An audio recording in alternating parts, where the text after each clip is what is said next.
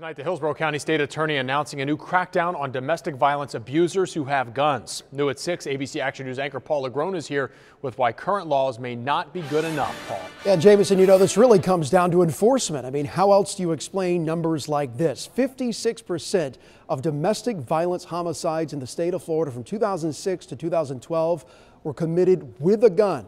And firearms accounted for the murders of more than 1,300 women in Florida from 2002 to 2011. Tonight, the state attorney in Hillsborough County says we can all do better. She was 8 months pregnant when Tampa police say Brianna Anderson's boyfriend shot her in the head. Her baby survived, but will now grow up without a mother. The father, Jamar Silas, should have never owned a gun because he was a convicted felon. Every day in America, a woman is killed by a domestic partner using a gun.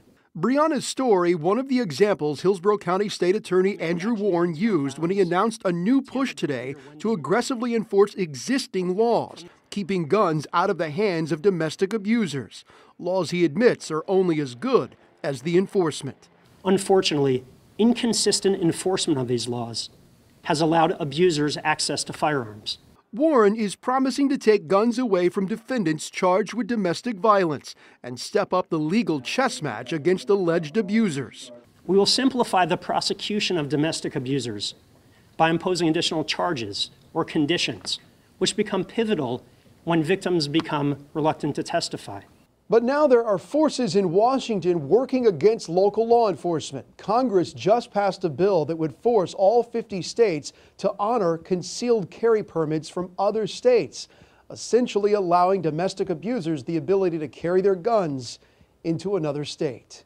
I was up in Washington a few weeks ago lobbying specifically against that legislation. I was disappointed to see that it passed the House, but hopefully it won't pass the Senate.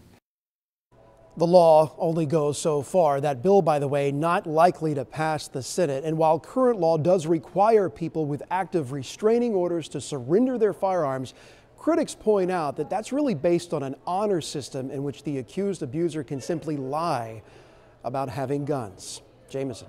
Paul, thank you. ABC Action News is committed to taking action against domestic violence. If you or someone you know is in a domestic violence situation, you can call the statewide hotline anytime at 1-800-500-1119.